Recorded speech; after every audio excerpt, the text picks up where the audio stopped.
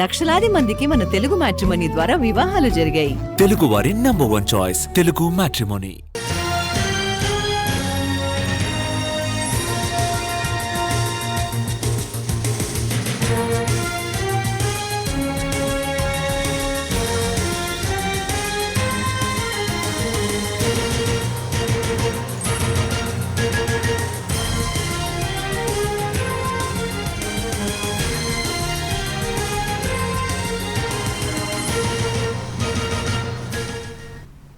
బాలీవుడ్ నటి జత్వానీ వేధింపుల కేసులో ఐపీఎస్ అధికారి పిఎస్ఆర్ ఆంజనేయులను సిఐడి పోలీసులు కస్టడీలోకి తీసుకున్నారు.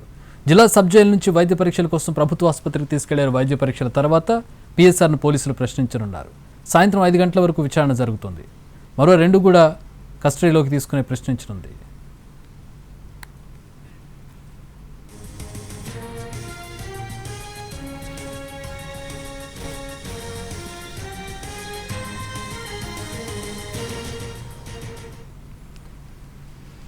ఐపీఎస్ అధికారి పిఎస్ఆర్ ఆంజనేయులు సిఐడి కస్టడీకి సంబంధించి మరిన్ని వివరాలు ప్రతినిధిని అడిగి తెలుసుకుందాం. శ్రీకాంత్ జాయిన్ అవుతున్నారు. శ్రీకాంత్,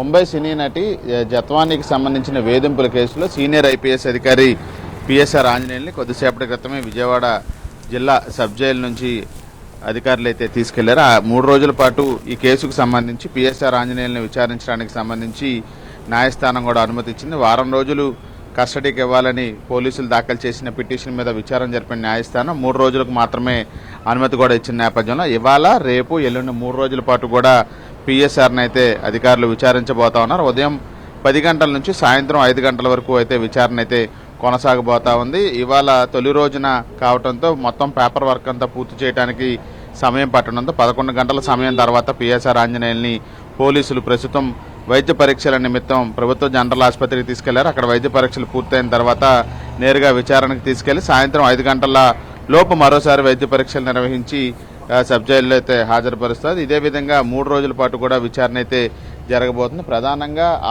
ఆ సినీ నటి ఎవరైతే ఉన్నారో జత్వానీ వేధింపులకు సంబంధించిన కుట్ర కోణానికి సంబంధించి ఎవరు ఆదేశాలు ఇచ్చారనే అంశం మీద విచారణ అయితే ప్రధానంగా జరగబోతుంది. ఇతర పోలీసు అధికారుల పాత్ర కూడా ఉన్న నేపథ్యంలో కీలక పాత్రధారిగా పిఎస్ఆర్ ఆంజనేయులు ఉన్నారనేది అభియోగంగా అయితే ఆయన అరెస్ట్ చేసిన నేపథ్యంలో పూర్తి స్థాయిలో ఈ కేసుకు సంబంధించి విచారణలో పిఎస్ఆర్ ఆంజనేయులను అయితే విచారించబోతున్నట్టుగా అయితే మనకు తెలుస్తూ ఉంది.